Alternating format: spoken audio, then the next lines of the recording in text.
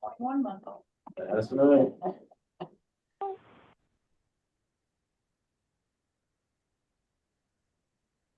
Mouse.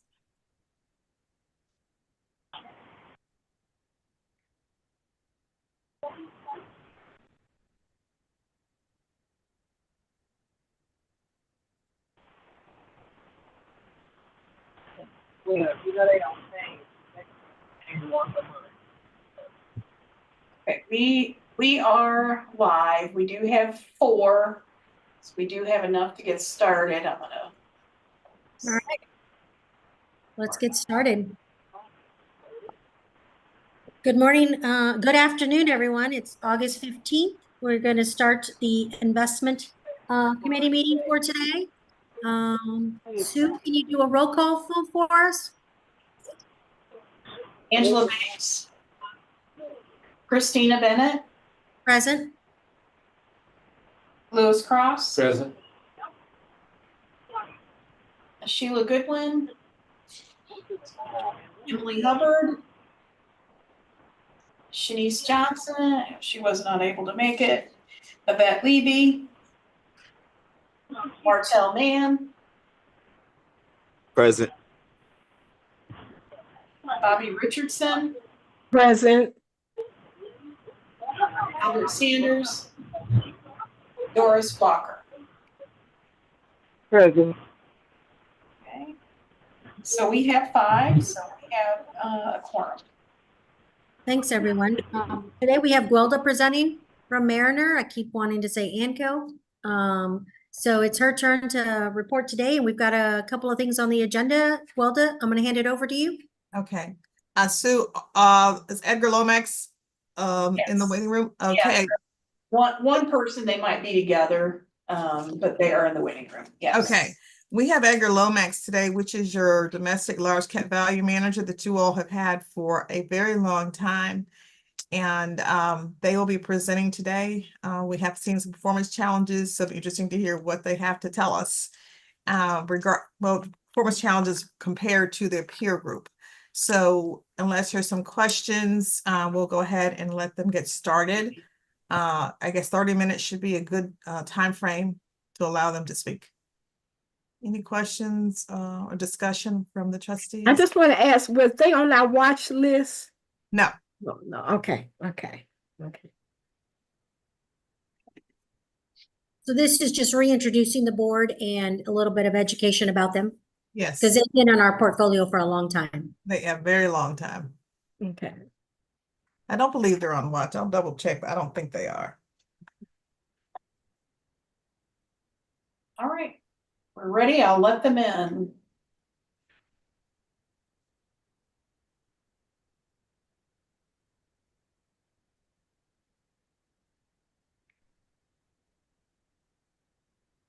They are. I apologize. They are. Okay. Is there any particular questions we need to ask them about that?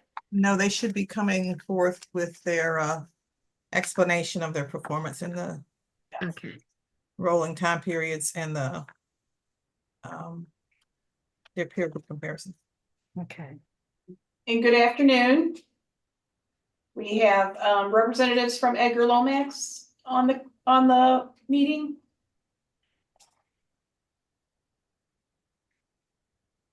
I think they're on mute. Randall? Mr. Ely, can you hear me? Okay, there you are. Start video. Yeah, we can hear All right, you. we see you and hear you now. Okay. Okay. Can you see us yet? We We can't, don't see you. Hit the we random. can hear you, but we don't see you. Do it again.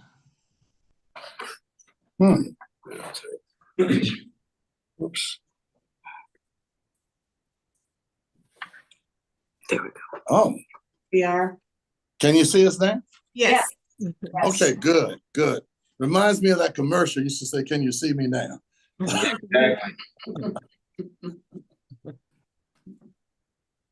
Okay, so Randall and Tom, as you know, you've been with this client for a very, very long time. You are on performance watch because of their investment policy document. So if you could give them a reintroduction for those trustees that don't know you or have not met you before. And then also talk about performance currently, as well as your outlook going forward and how you are quarter to date, beginning of this third quarter. And you have about 30 minutes to. All right. And let me ask, I do not see a Nicktown anyone else. Do you mind if I pull this off? That's fine. Oh, okay. Totally fine. We were prepared to be completely formal, and but I want to make sure. Okay. Thank you very much. Thank you. And we are. It's a little warm in the afternoon here in Washington. Yes. And I will not come off camera because I am truly casual. So Thank you. So, We understand.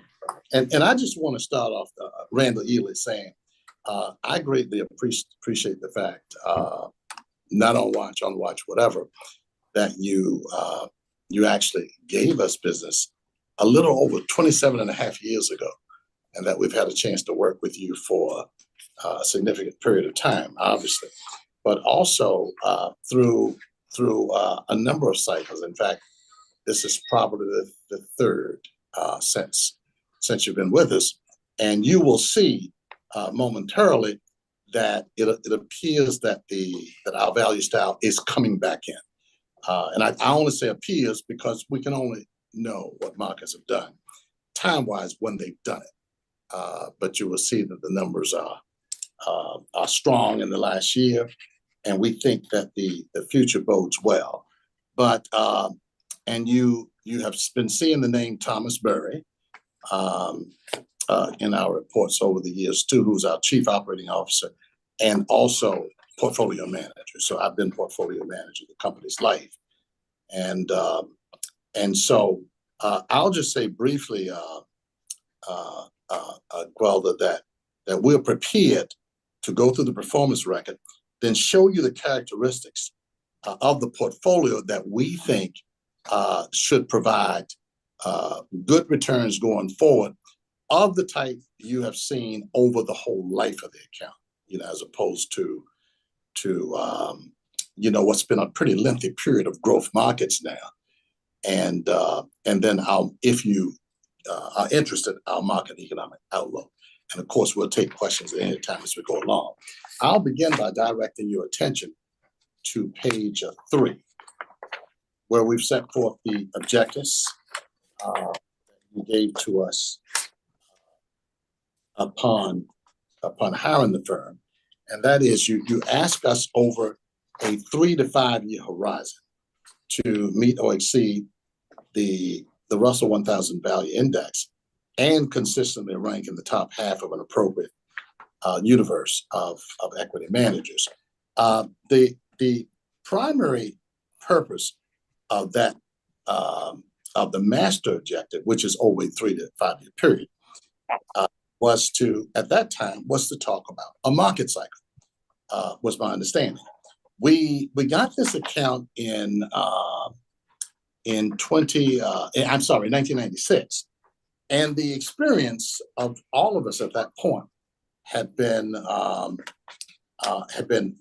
market waves that generally ran anywhere from 3 years, sometimes maybe 2.5, up to about 6. In fact, one client, because of some detailed things they had an interest in, we showed some data to recently showing that all through the 1990s and right up to 2007, you never had a value or growth market that was longer than 7 years. And even that was about 6.5. It tended to be 5.5 to 6, and then 7.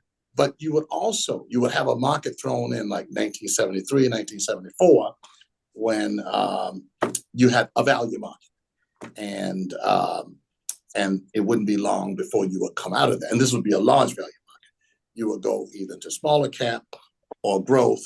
And so it was normal. Most of us believed that we could take 3 to 5 year periods and we could get an entire cycle, which means an up and a down market, a value and a growth market. But the markets don't always make things convenient for us. In fact, over time, they're definitely going to make things inconvenient. If they did not, remember, you would not be able to get the excess returns you can get from equity markets. I mean, you wouldn't get the 9 to 10%, even 11% in some markets. Those, remember, investment grade fixed income instruments generally have been expected in American history to pay somewhere in the neighborhood of 5.5, at most 6% a year. And this is, AA or greater.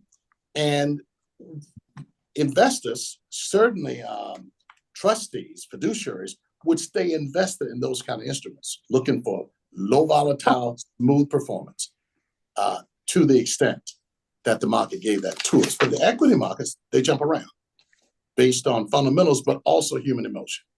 And so you hired us to be your professionals to always invest based on the fundamentals, and to be in the position to understand when the emotions are either giving us opportunities or raising risk.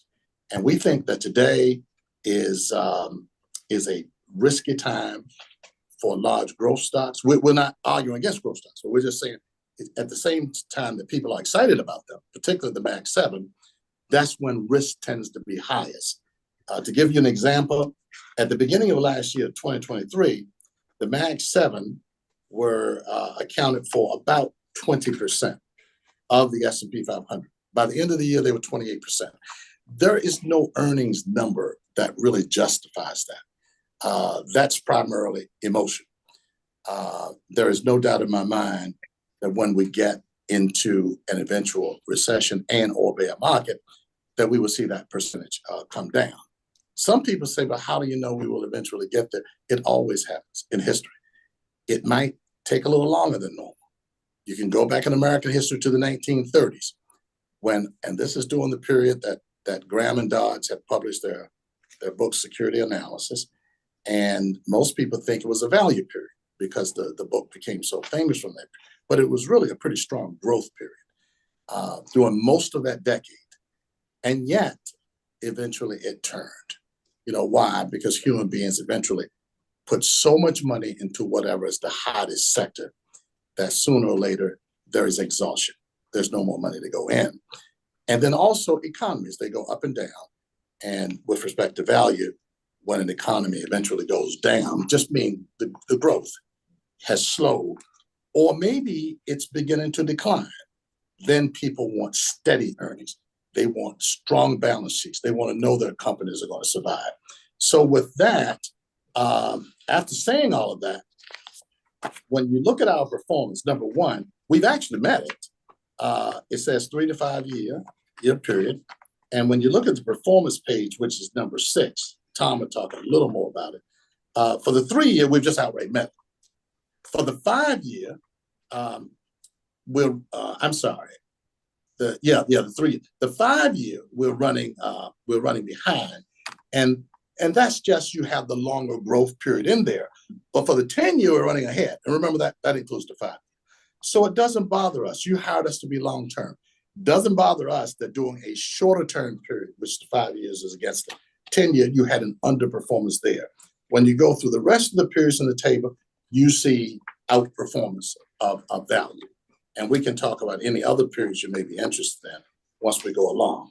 We do not have access to this particular universe that's mentioned, but we do show you later in the booklet, over 15 years, we have available to us the Lipper database of mutual funds ranked by net performance, and we use your net performance. The longest it goes is 15 years. And over that 15-year period, we're running clearly in the top half, at the top 44 percentile. And so with that. Excuse me.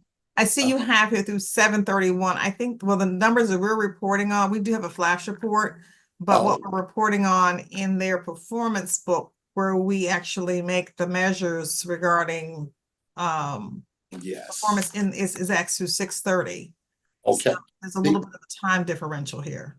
Yes, the portfolio's performance was very close to the Russell 1000 value, if I remember correctly, Dan, during July.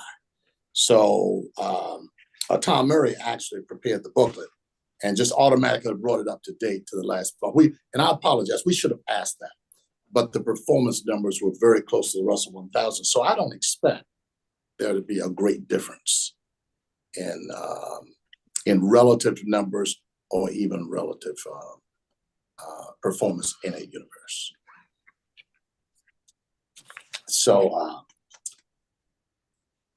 finally, I want to remind you of our investment philosophy and what some people call style. We're large cap value. And what is that doing?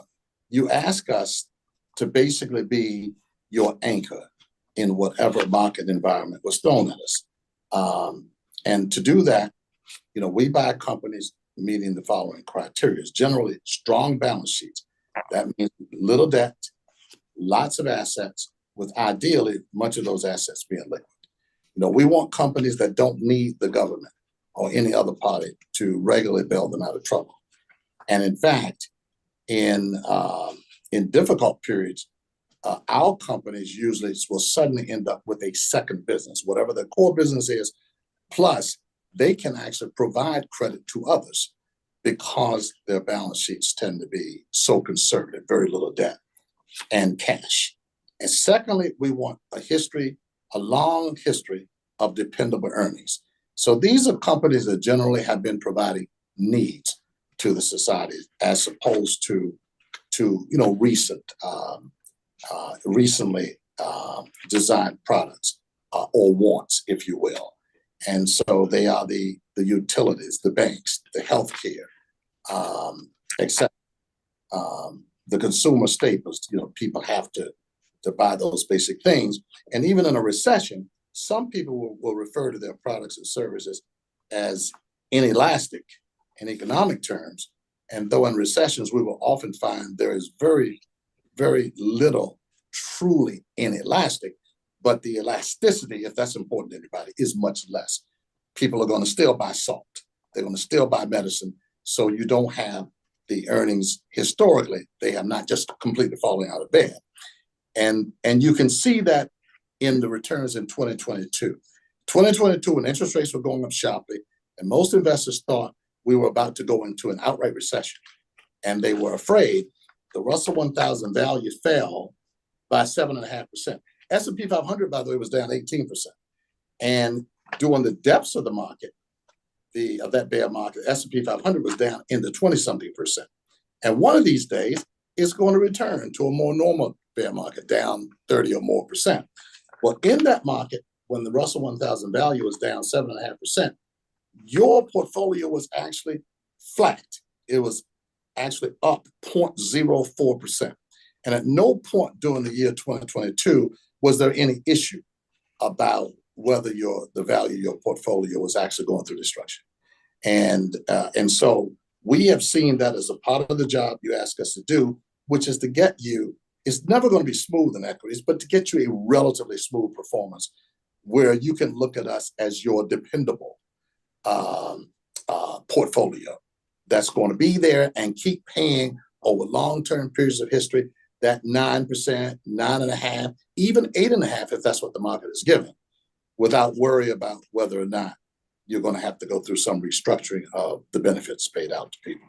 And this portfolio this program has done that throughout the life of it. And the third thing, we like companies that have lengthy history of paying dividends. Why?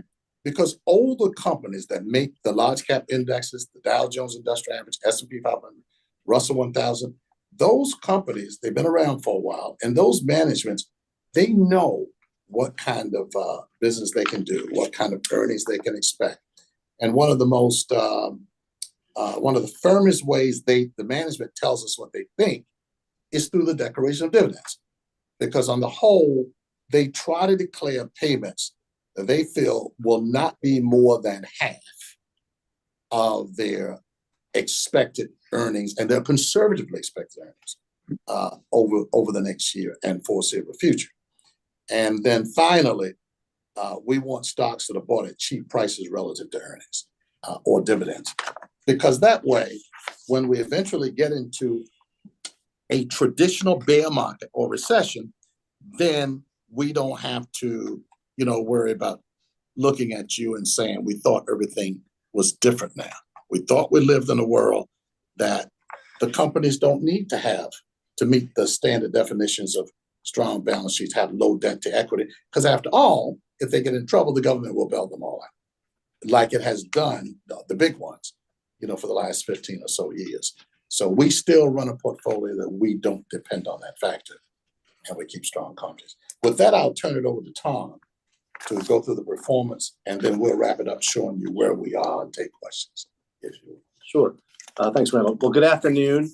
I'm going to review your performance. I'm giving you 3 different views, starting first on page 5 with the raw dollars that you've made with us, not relative to an index or the peer group. And on page 5, you can see the page that starts the portfolio summary at the top. You can see back in 1996, the account opened with $5 million.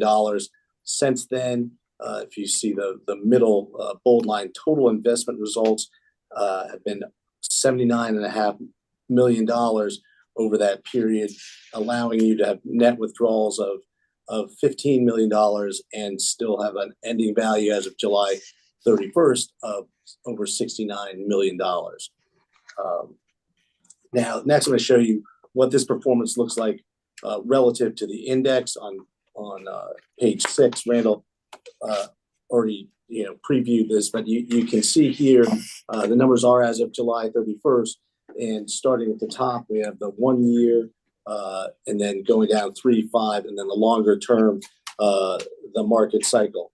And here, as was pointed out, in every period with the exception of the 5-year, and there's been some discussion of the impact of growth stocks there, we are running ahead. Now, how does this performance relative to the indexes look, towards against our peers? Again, on page 7, where we have peer group rankings, we recognize, your consultant also provides you with peer group universe rankings. These numbers are publicly available. We can easily access, as soon as the quarter ends. And it's the Lipper database of large value mutual funds for the 15-year period, which is the closest gap to the market cycle that we mentioned on page 6, and as was mentioned before, solidly in the top half of that universe, the top 44%. Good. By the way, this is Randall stepping in. Let me just point out how similar the numbers are through June 30th, which again, I really apologize for making that mistake. But take the 1 year where we're showing you, 15.2 against 14.8. Looking at this, I would have preferred we put June 30th there because June 30th, your 1 year was up 14. I mean, you can see this portfolio is really coming back from the depths of the strong growth period. Your portfolio is up 14.3, but the index is only up 13.1. So we think we see the move. And let me just point out, the 3 year is the one period that you don't have something over 8.5% per annum. And that's simply because, it's a shorter period. There was a bear market in there, 2022. And that's when your outperformance, well, frankly, it was an amazing outperformance, if you don't mind, where you were actually up just a tad, 0.04%. But the Russell 1000 was down 7.5%. Let me just mention the market cycle and give it back to Tom. The market cycle we showed you in 2022, beginning of 2022, because we were really running behind the indexes, anything with a growth segment at that time. And we showed that a cycle which went for 20 or more years, where you did within 5 to 6 years, you'd have a growth period, a value period, an up and a down market. The cycle now, and this is still the case, it started about July 1, 2000, and it's still going right now. We have had 3 bear markets You had the bear market of 2000, 2002, the 2008 bear market, and now you've had the 2022 bear market. But there was only one value period from 2000 through the end of 2006. Since that time, with the exception of about, we call them 3-year value bumps, it's been straight growth, and that's not going to continue because sooner or later, that's been the federal government, stepping in, keeping banks from failing and all that. But with the growing federal debt, at some point through some kind of changes, restructuring, sooner or later, a normal bear market is going to come in, and people will see the long-term value grow. But you're coming back and doing very well, even despite the fact that we don't think it's here yet. So back at page 7, just the peer group ranking. Again, 15 years is the longest that Lipper provides, and is the closest to, as Randall was mentioning, the full market cycle for value growth market cycle. With that, how do we see the portfolio position for the future? On page 8, we have the portfolio fundamental data, and you can see here that Randall talked about how we construct our portfolios and the characteristics that we like them to have. This is where the portfolio stands, as of the end of July. Starting at the top, the price to earnings. So the price to earnings ratio lower than that of the Russell 1000 value. The price to book ratio is even a greater discount, and then the dividend yield significantly higher. And as you saw on page 5, when you looked at where the investment returns came from, a big chunk of that, almost $30 million of the returns you have, was from the dividends that this portfolio is put off to you. So that's an important element of the return. Then the bottom two. Yeah, let me mention 2 interesting facts on this page. And the price to earnings ratio, you see we have a discount of just about 5%, about 4% to the Russell 1000 value. So it looks like we're undervalued, but barely. But look at that dividend yield, where we have a 50% excess yield to the Russell 1000 value. Some people wonder what's going on. In other words, this portfolio is much more undervalued than the market. With the dividend yields, the companies are telling you, the managers are telling you what they really expect to make. With the earnings, companies are reporting, many companies, for example, the banks that ran into trouble last year. Remember when Silicon Valley Bank went under? And many banks were about to have to write off large amounts of earnings they thought they had. Because remember, this accounting is being done on an accrual basis, and they did not, because the Federal Reserve stepped in, the FDIC officially, and said we're going to back all accounts. But the Federal Reserve stepped in and put up the emergency credit facility for the banks.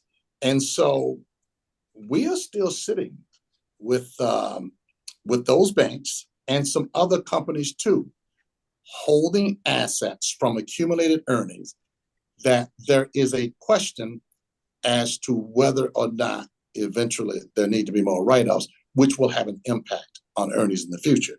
When you look at that dividend yield, that's those companies for the most part paying dividends out of earnings they feel pretty comfortable with. So this is a solid, undervalued portfolio with good fundamental underpinnings that, to the best of our knowledge and experience, is likely to last through whatever environment is coming up. And we think that one is near, and we think that that is what all the news you've been hearing about Fed discussions, about when they're going to lower interest rates, and the betting is that it's going to be in September, with the only question apparently is it going to be 25 or 50 basis points, and how many they will do after that. So they're definitely concerned about a likely oncoming economic slowdown with an impact, expecting to have an impact on corporate earnings. And that's a negative impact.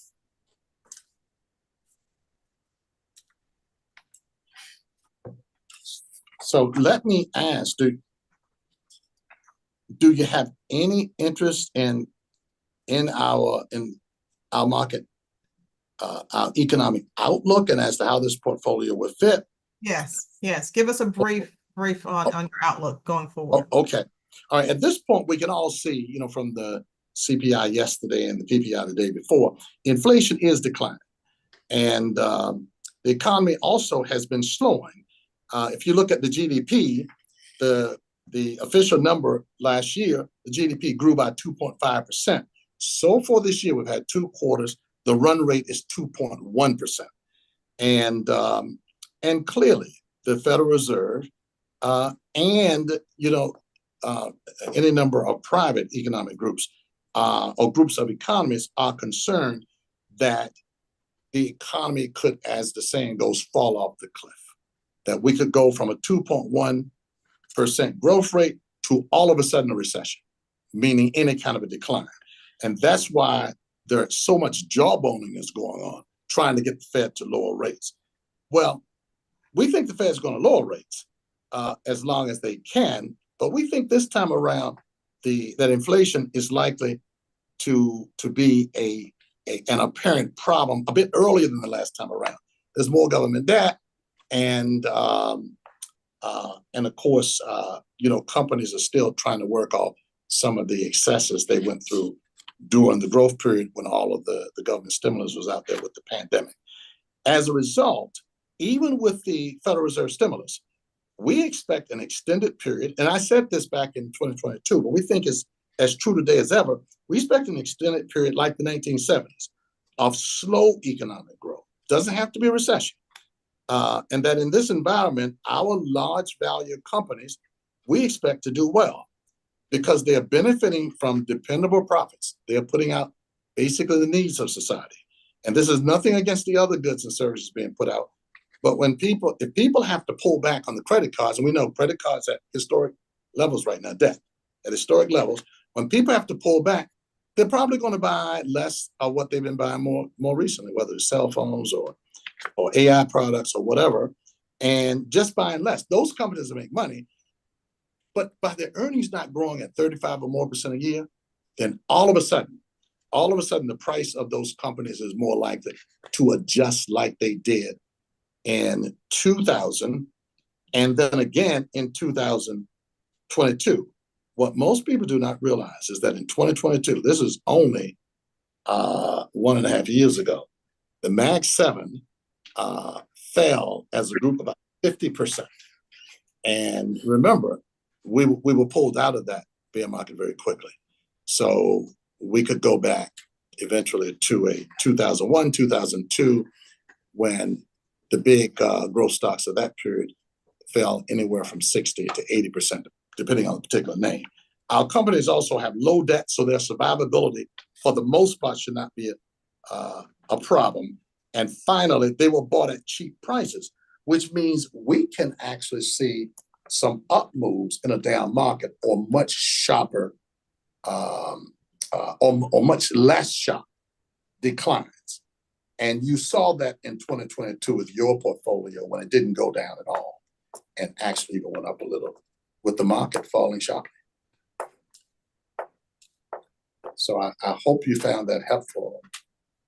We're more than happy to answer any questions. Are there any questions from the committee?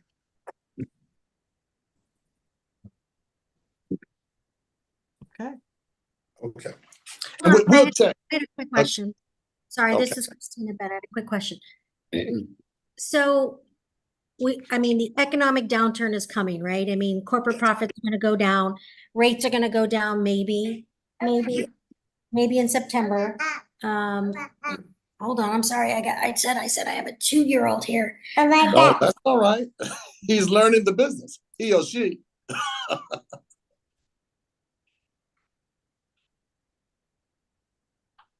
So with that outlook, and given that the total market is going to go down, and I missed a little bit of your presentation trying to keep this one busy and quiet. No, shh. So what are your expectations? Are you going to be able to at least try to meet the benchmark, or are you prepared for that anticipation like everyone else on this economic downturn? Yes, I believe that your 2023, I'm sorry, that your 1-year returns, I think is only the beginning. So you see, we more than met the benchmark. The moment we go into a bear market, I think we get, and you never know exactly, but I think we get a repeat of 2022, 2000 to 2002, and 2008. And you look back at all of those periods, and our outperformance was, it was just unexpectedly strong to most of the world. And that's why we have long term, it looks like we've almost been trying to index. But when you look back, what was really happening is that we were giving you great numbers when the market was down. And it's only been during this last 15 to 17 years of growth market, the indexes have been given a chance to catch up. So now some people would say, well, why don't you even sell some stocks and maybe take an underweighted position, maybe 20% cash, something like that. You hired us to be equity managers, and we like that mandate because no one knows the timing of when a bear market will come. The only way we can expect to get that 9 to 10% or more, return of equity markets is for investors like us is to always be in it. And so we will be, but we will be doing it in such a way as to be as careful with your money as we can. So what you're telling us to hold the course. Yes. Yeah, we actually believe that. And we're doing that because, we invest a couple of discretionary portfolios, such as our 401k. And we're doing that with those portfolios also. The allocation to equity, we're just keeping it. We're not trying to, time this thing because we just don't know. If someone had asked me, my bet would have been the beginning of last year, this is 2023, that the bear market from 2022 would have continued for at least an additional 3 to 4 quarters. Now, I expected to be in the bull market in 2024, but I was really surprised when the bull market continued in 2023. And you see, had we stepped aside and trying to do some sort of timing, we would have missed the positive returns that we did get in 2023.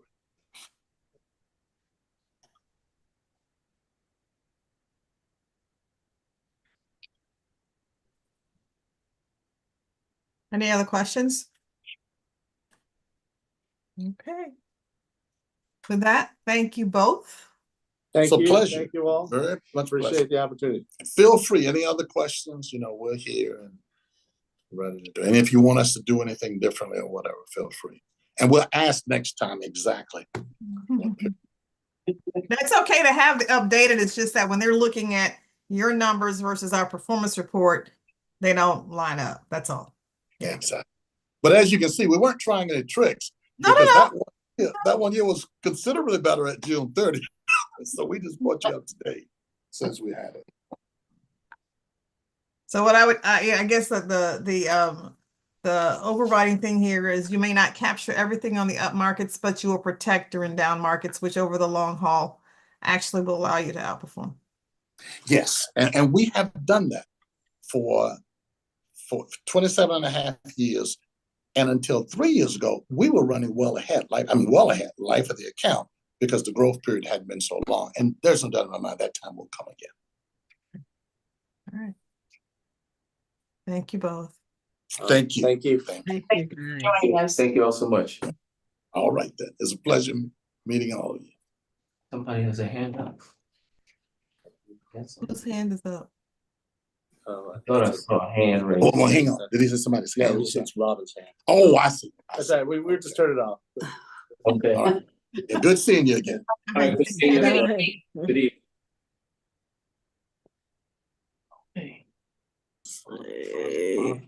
Red X. Oh, the red house. Did it go? There it goes. We're trying. We'll go on.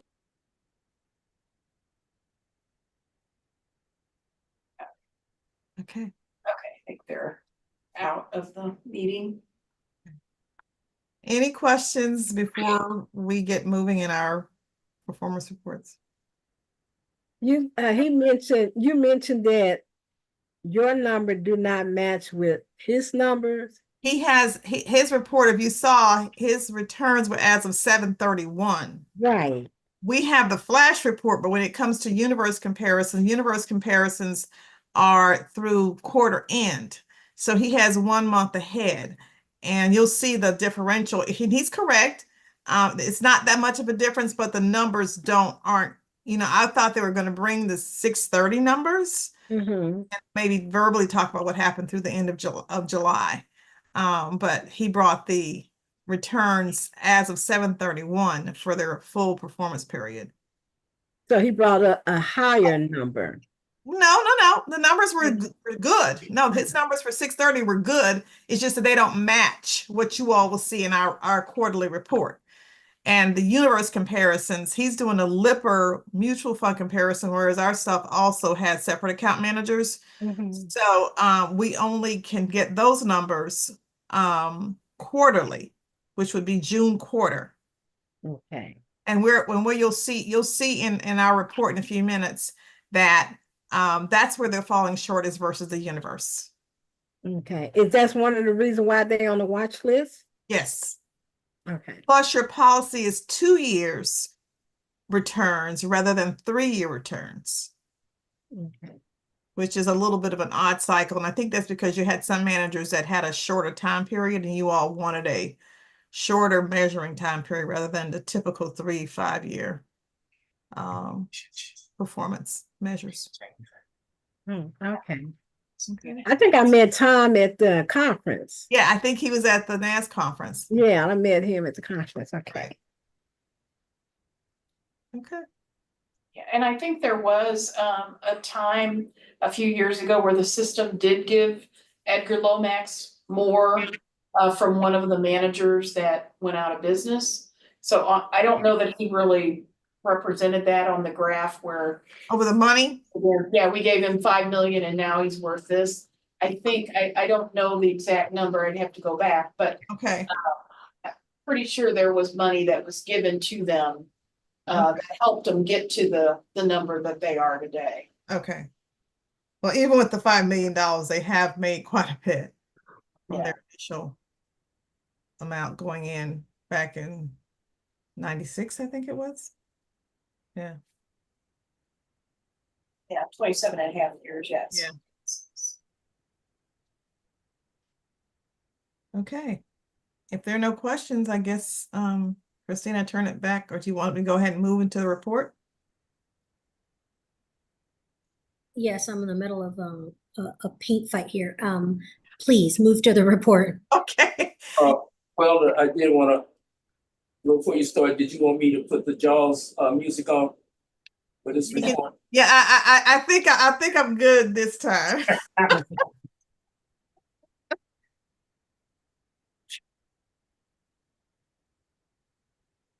Okay, so if you will, I'm just going to briefly go over what happened in the June quarter because we're already more than halfway through the or really halfway through the more than halfway through the third quarter. But if you'll turn to page 2 in here, just a brief discussion here. As you know,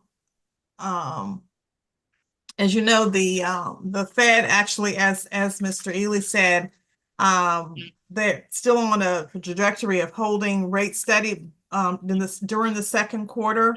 But things have changed significantly, as you know, during the course of the last economic data that's come out. In the quarter, as you can see here at the top, the S&P 500, which is large stocks, actually had a return of 4.3 for the quarter, so good returns. Russell 3000, which encompasses both large, small, and mid-cap stocks, had a return of 3.2 for the quarter. The Russell 1000, which only represents large cap stocks, 3.6%. Where we saw weakness in the quarter was in the mid-cap and smaller cap names. As you can see here on international, the best performing area was MSCI emerging markets, and actually a lot of that had to do with China. And if you look down a little bit further in that top chart, you'll see fixed income was very muted. with barely positive returns in the Bloomberg aggregate, which is the broadest portion of the US fixed markets with a 0.1% return. TIPS actually had the best return at 0.8. But cash is still king. As you can see here, the 3-month T-bill had a return for the quarter of 1.3. If you look down at the bottom, though, the past year ending June 30, you see very, very strong returns in the domestic equity markets, with the S&P 500 returning a 24.6% return. The Russell mid cap and the Russell 2000 representing mid and small cap stocks, double-digit returns, but not nearly as strong as large cap, with a 12.9 in mid cap and 10.1 in the 2000. International double-digit returns, not as strong as our domestic markets either. The MSCI EFA 11.5, and emerging markets had a good. So emerging markets has done well not only for the quarter but over the past year with a 12.5% returns. We still see very modest returns in fixed income at the bottom. As you can see here, the Bloomberg aggregate return 2.6, and the investment grade corporate was the strongest market in fixed income for the past 12 months at 4.6, and cash 5.5% return. If you move over, Sue, we're going to go forward quite a few pages. We're going to go all the way to page 10.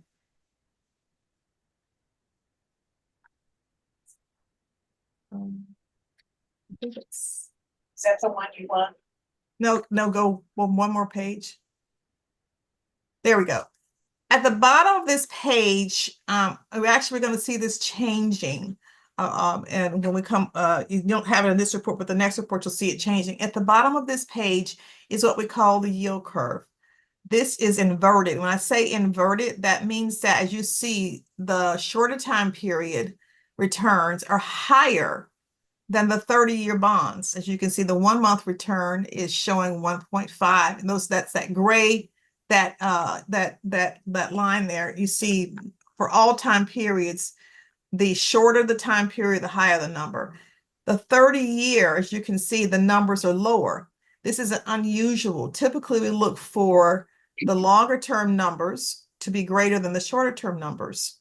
It's been like this, as you can see, for quite some time. We're going back, you're showing all the way back to the latter part of 2023. This inverted yield curve has been in place. And this is also an indication, when you see this for a long period of time, of a recession. But information that has come out most recently, I think we're going to start to see this reversed, and we'll see more of a normal trajectory with that, the longer end of the curve actually starting to tilt up with the latest numbers that came out. As Mr. Ely said, and we'll see that in your 731, as you know, the markets have been extremely volatile, especially last week. We saw a lot of severe moves down. And if you looked at the markets today, they have totally recovered. The S&P 500 is positive. All of the money that was lost, pretty much with the exception of maybe 15 points in the Dow Jones Industrial, is back over 40,000. I think it's 40,560. And when I looked at it today, so what we saw, the volatility in the downswing in the markets last week, we have already recovered all of that as of today. A lot of that has to do with the, as you know, as he mentioned, the inflation has come down, and also retail sales came out today, and retail sales have been stronger. I'm not surprised with people buying, going back to school, but the indication is things are not as worrisome as they thought. As you know, the president came out, they don't anticipate a recession, but the Fed has to be very careful at how they handle this. The initial, the thoughts is that the Fed will reduce interest rates by 0.25%. There had been some questions, if we hadn't gotten these good numbers, that it would be 0.5, but I think that there's a higher probability of only a 1/4 point drop. And this will bode well for home buyers, people buying cars, things are better, and then, and like I said, inflation has come down. So we're on a positive trajectory, and hopefully we'll continue that way for the remainder of 2024 and hopefully into 2025. And with that being said, are there any questions about the economy before we actually go into the performance of the fund? If not, Sue, if you'll go to page 12.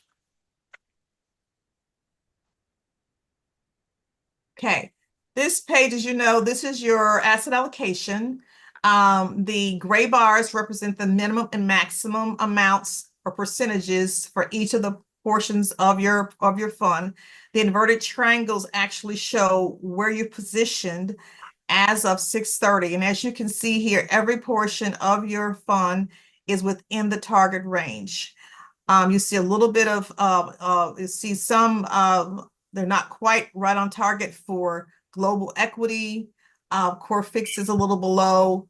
Global multi-sector is a little below.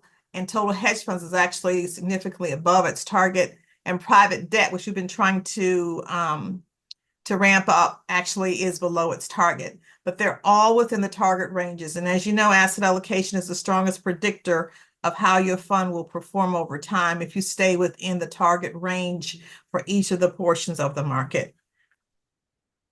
If you'll turn to the next page, Sue, you'll see the change in market value from March 30 to June 30. As you can see here, the market value of the fund as of March 30 was $859,568,872.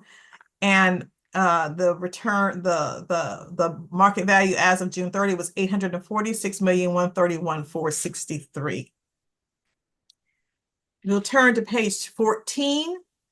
These are your fees. You know, we outline these in every report.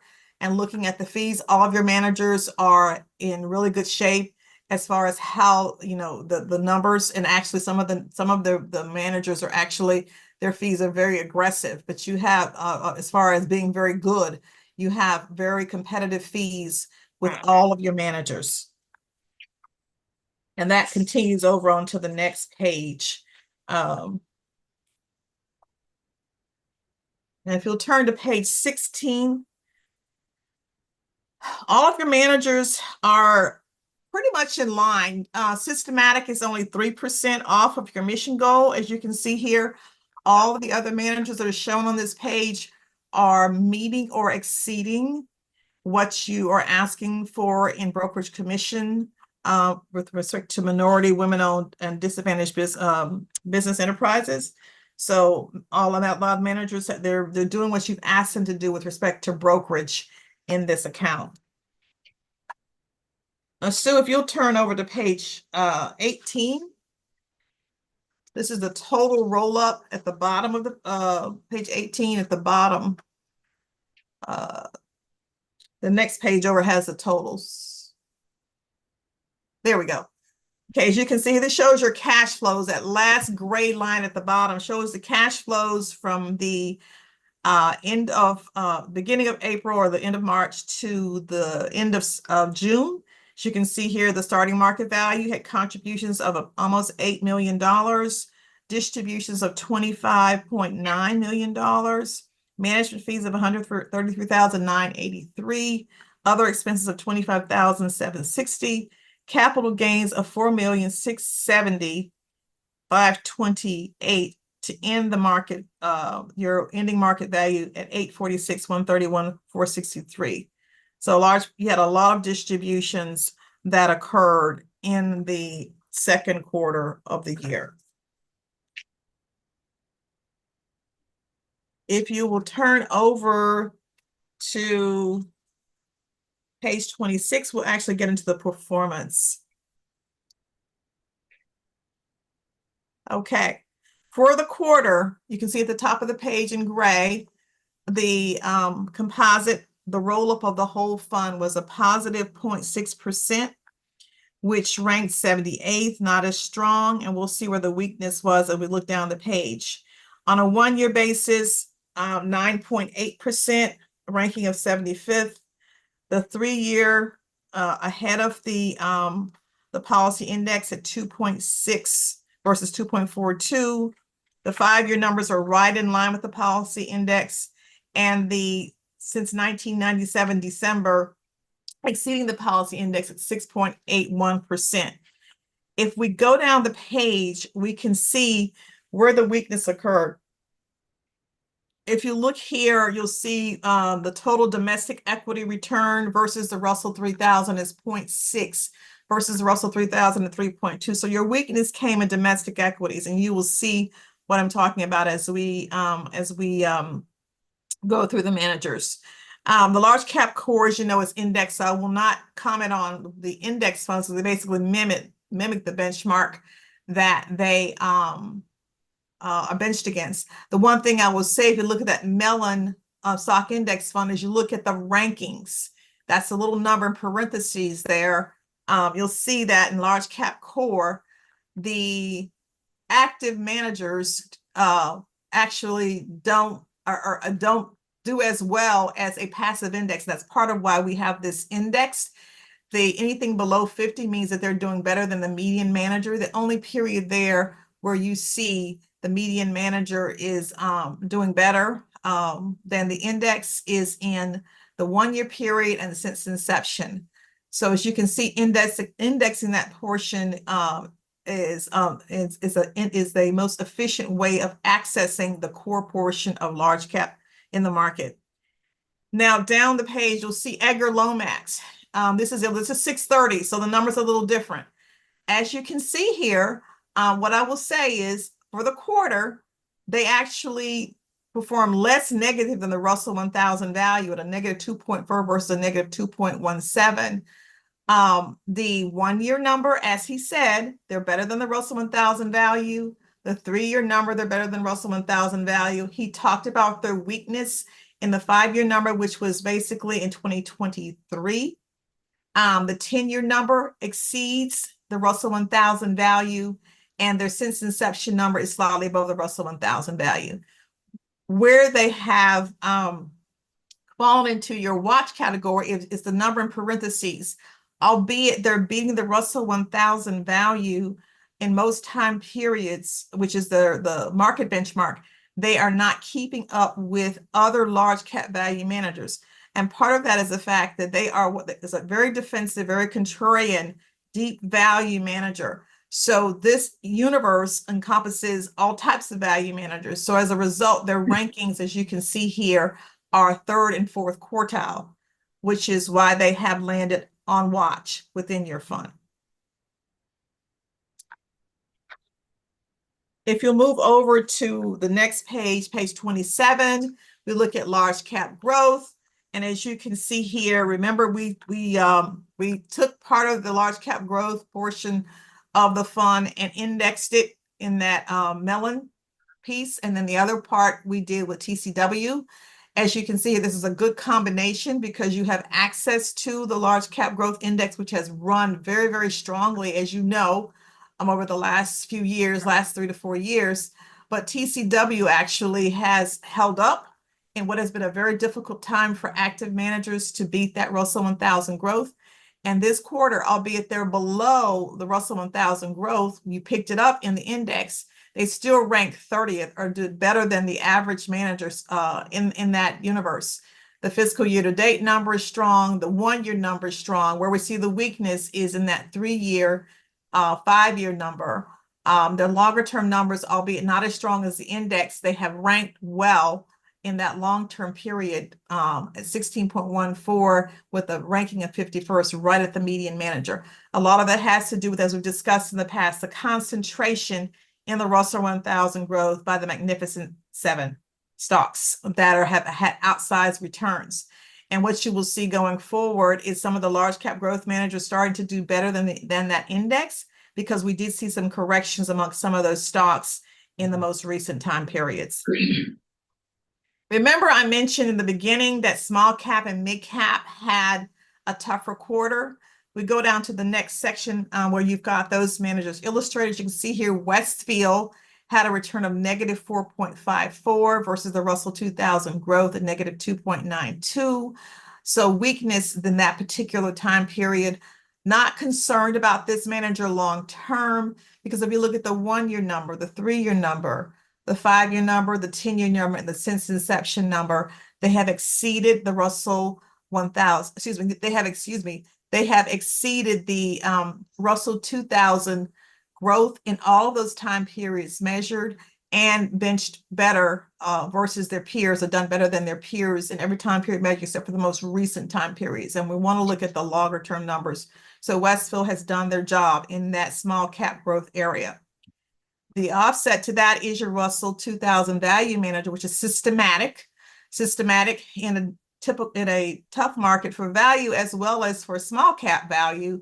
As you can see here, they didn't go down as much as the index, ranked well at at 44th. The fiscal year-to-date number is strong, the 1-year number is strong, the 3, the 5, the 10, and since inception, they are above median in all time periods measured and have done exceptionally well on that since 1999, delivering a return of 12.46 versus 8.77 for the benchmark. So some short-term weakness in this segment, but they've done okay long-term. DFA is a micro-cap manager, which is smaller than small cap. As you can see here, they tend to have a bit of a value bent. As you can see here, they protected on the downside and ranked well at 35th.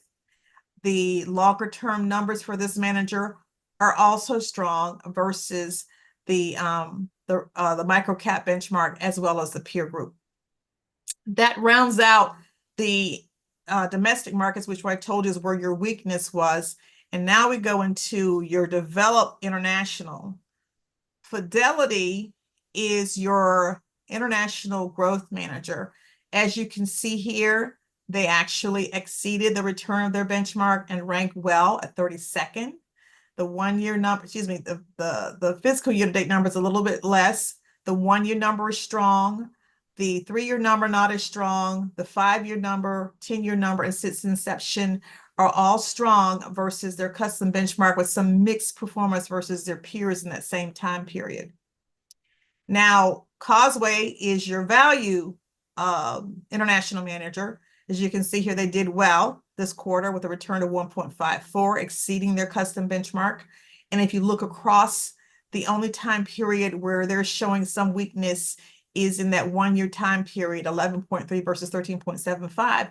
But if you look at their rank versus other international value managers, they have exceeded the median manager in all time periods measured. So they're doing their good job. And those two are a good offset to each other, Fidelity and Causeway. So if you can turn to the next section, we'll talk about emerging markets. As you remember, emerging markets is one of the strongest segments in the international area for the quarter. Collectively, that segment actually didn't hold up quite as well, with 3.55 versus 5.0 for the quarter. If you look down below, you see the two emerging market managers, and you see here DFA actually had a return of 5.99 and did well and ranked well for the quarter, as well as for their fiscal year and 1-year numbers. And if you look across at that manager, they've exceeded the return of the emerging markets index in all time periods, and actually above median with the exception of the since inception date, but still exceeding their market benchmark at 3.33 in that longer time period. Invesco actually has had a bit of a tougher time during that same time period. And part of their issue is they underweighted some of the areas that did well. As I mentioned to you, in emerging markets, the China was one of the markets that did well. They underweighted China, and they had some stock selection issues. As a result, their performance this quarter has been challenged. And Invesco is also one of the managers that we actually have on watch in your portfolio. Sue, if you could go to the next page, we go into fixed income.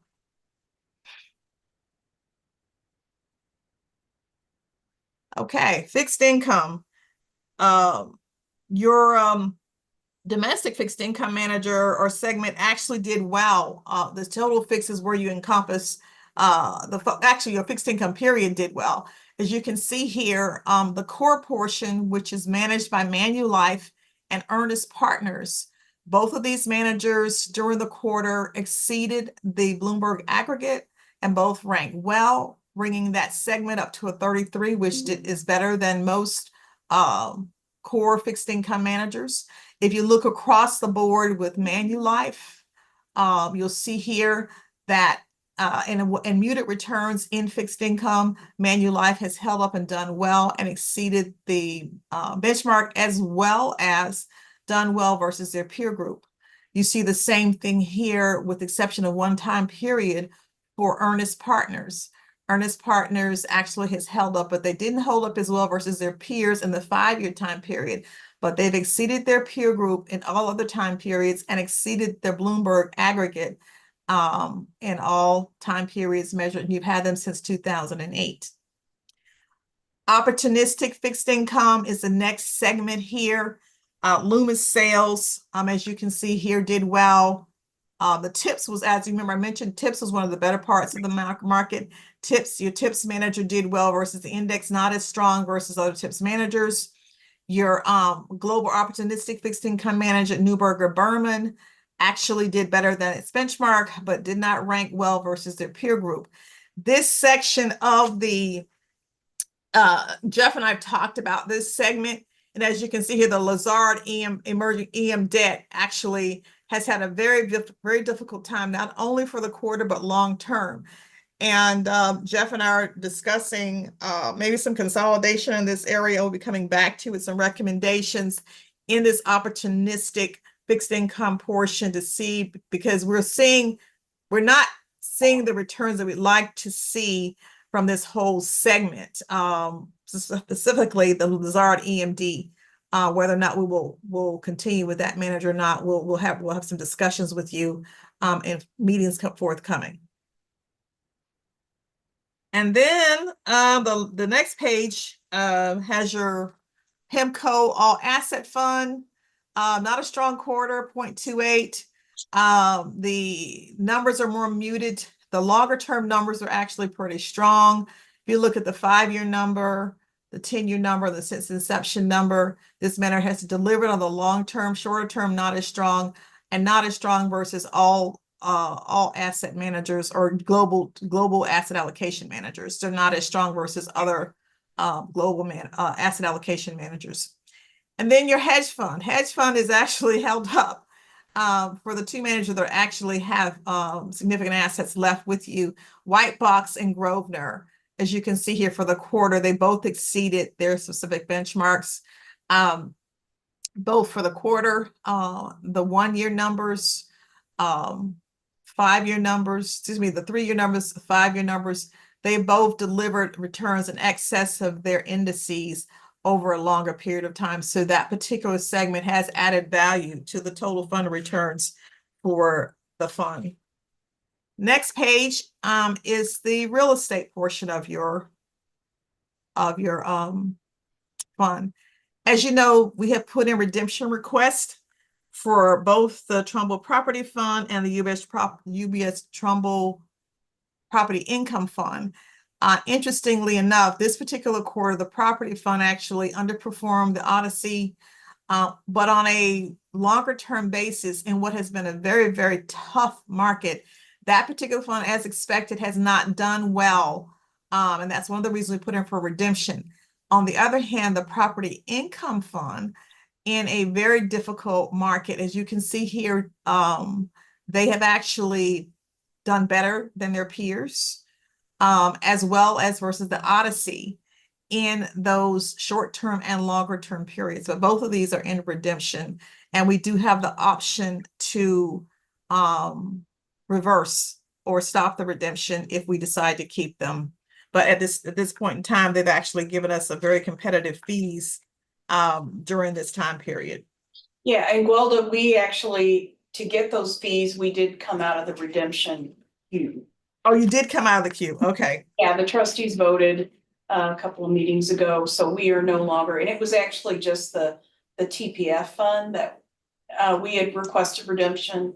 But we can go in that queue anytime, but they gave us that, pretty aggressive change, decrease in the fees. So Okay, to get that, we had to come out of the redemption queue. okay, okay. I apologize, I thought we were still in it. Okay, and the only other thing I'd like to go to is if you go to page 32, I want you to see something that Mr. Ely was talking about. You can see here, if you look there, these are all annual numbers. As you can see here, if you go down there and you see Edgar Lomax, this is a proof statement to what he was saying. 2023, which was a very, very strong market. As you can see there, they didn't do as well in the very strong market in 2023 with a return of 4.88 versus 11.46. But in 2022, as you remember, that was a very ugly year in the market. The Russell 1000 value went down to negative 7.54, and their returns, as he mentioned, was basically flat. So that illustrates that where they really add value is in declining markets. When markets are tough, their strategy tends to outperform. But the thing is about it, you have to stay with them for a long period of time. They're very conservative, very much a contrarian, large cap value manager. And you have to understand when they perform, when they will outperform and when they will underperform. So that's something to keep in mind going forward with this particular manager. And the only other page I have in the report other than that is on page 80, which is near the back. This is your watch list monitor. Okay, as you can see here, there are quite a few managers that are on watch. But what you will see here is most of them are on watch because of the 2-year time period. That is not a normal time period that you would normally see a lot of managers measured against. It's usually a 3 or 5 year. The two that are also had more fails were Invesco Emerging Markets, the Lazard EMD, as I mentioned to you, which we'll come back to you with. So those are the ones we have very, very strong concerns about. And we will, Jeff and I will come back on those in subsequent meetings. And those are all of my comments, and I'm open to any questions regarding the quarterly report. If there are no questions,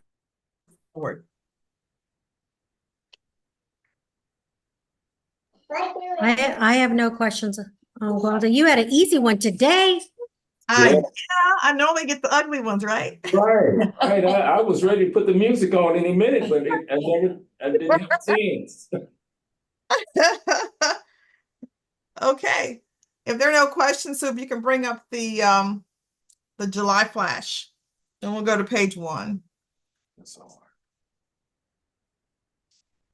Oops. Right. That one page. Okay. Okay, this kind of just shows you, I don't know if you okay, there we go. You can see how the month of July ran with the equity markets, domestic and international. As you remember, the Russell 2000 was a tougher area as a quarter in, but you can see here for the month of July, the Russell 2000 actually rebounded very nicely with a 10.2% return, actually stronger than any other portion of domestic equity markets. If you look down, the Russell 1000 growth actually saw corrections. As you know, some of those Magnificent Seven did see some corrections or some downturns in the month of July. If you go down further, you'll see the fixed income, the Bloomberg aggregate, the 2.34% return, investment grade corporates at 2.36, high yield, which has been doing very well, actually 1.94, and the global aggregate, which encompasses international fixed income at 2.76. So positive returns in every portion of the markets, with the exception of the Russell 1000 growth with a negative 1.7% return in the month of July. If you'll move forward to page 2, you can see we gained back some market value. And as you can see here, all segments remain within their target ranges. And the market value as of the end of July was 857,348,191. Page 3. You can see here the return of the fund exceeded the policy index for the month of July at a 2.19 or 2.2% return versus 1.73. Domestic equity roll-up actually here did exceeded that Russell 3000, 3.49 versus 1.86. If we go down the page, Edgar Lomax in the month of July did not perform quite as strong as the Russell 1000 Value Index at 4.49, which he discussed. TCW, Large Cap Growth Manager, as I saw on the first page, Large Cap Growth had a downturn in the month of July. And as you can see here, TCW actually underperformed the Russell 1000 Growth at a negative 3.31 versus 1.7. That was smoothed out to a degree by having part of an index. So your total segment return was a negative 2.57 versus a negative 1.7. Did not totally protect it, but better than having the full amount being down with only having TCW as an active large cap growth manager. If you move over to page 4, you can see we saw some weakness amongst your small cap, mid cap managers. Westfield, as you remember the prior report, Westfield and Systematic had done well for the quarter, but as you can see here, they were both positive, but not as strong as their respective indices, with Westfield at 5.78 versus the Russell 2000 growth at 8.19, Systematic at 9.2 versus 12.19, but DFA holding on and doing better than the microcap benchmark at 10.48 versus 10.16. Strong returns in Developed International. As you can see, the roll-up actually exceeded the EFA index. The combination of Fidelity and Causeway, both growth and value managers, actually did well. Fidelity, 3.48 versus 1.23. And Causeway right in line with their custom benchmark, which is more value-oriented at 4.67 versus 4.69. Emerging markets, both managers did well. With Invesco rebounding here, you can see DFA exceeded the emerging markets index, 0.45 positive versus 0.3, and Invesco 0.71 versus 0.3. So both of those managers exceeded, and as a result, the total segment return was 0.57. On the next page is Exponence. Your global equity manager in the month of July actually exceeded their return at 2.47 versus 1.76 in the month of July. And the next page, page 6, is your fixed income. Your core fixed income managers, both Manulife and Ernest Partners, both exceeded the return of the Bloomberg aggregate on 2.47 versus 2.34 and 2.40 versus 2.34. So managers still holding up in that segment of the market. Opportunistic fixed income, as I talked about earlier, we still see some weakness there with Loomis sales underperforming this quarter. TIPS, as we know, is strong. Basically, it's just an index. But Neuberger Berman and Lazard both underperforming their respective benchmarks in the month of July. And then the next page, which is your global asset allocation and your hedge fund manager. As you can see here, PIMCO actually exceeded their custom benchmark, returning 2.5 versus 2.2. And your two hedge fund managers, Whitebox exceeding the return, Grosvenor a little bit under, but nothing to be concerned about because the long-term numbers are still strong for Grosvenor in that hedge fund segment. And as you know, we won't do real estate because the real estate returns are only on a quarterly basis. So that kind of brings you up to date on what's going on with your fund. Actually, the fund actually exceeded its benchmark, as I mentioned, during the month of July. And it'll be interesting to see how this quarter ends up with everything that's going on. Any questions or comments? But I did get a chance to give y'all positive returns for once.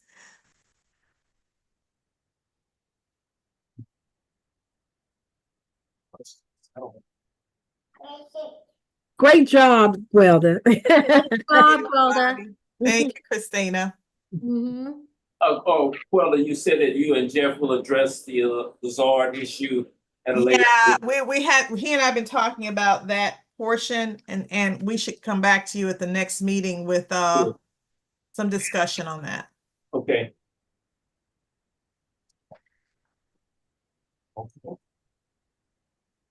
That's all I have. And looks like I gave you guys back 10 minutes, 9 minutes. Yeah, I'll tell Jeff that. yes. Yeah. Yep. Do we have anything else on the agenda, Sue? Paris not. Nothing else. Well, Gwilda, I also sent you someone who contacted me at work. Yes, I did. I got that. And the gentleman did reach out to me. And there was one more thing that Christina did reach out. I know you guys heard about CrowdStrike and all the problems in the travel Yes. and some computer systems. And actually we polled all the managers and there was no real effect on the portfolios or the managers' operational systems with CrowdStrike. So that was good to hear back from all. We polled all of them for all the ones that we received back. I think we may have a few that haven't responded back yet, but there was no real effect on your portfolio. Sounds. All right.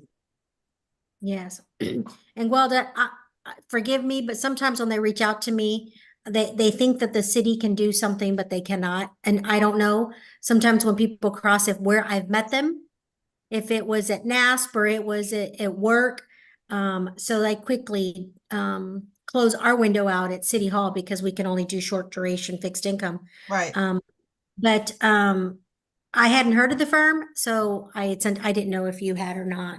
Now, I just looked, I saw, I think they contacted me yesterday and I'll respond back to them to see that's okay. Okay. It's what I'm supposed to do. That's what I'm here for.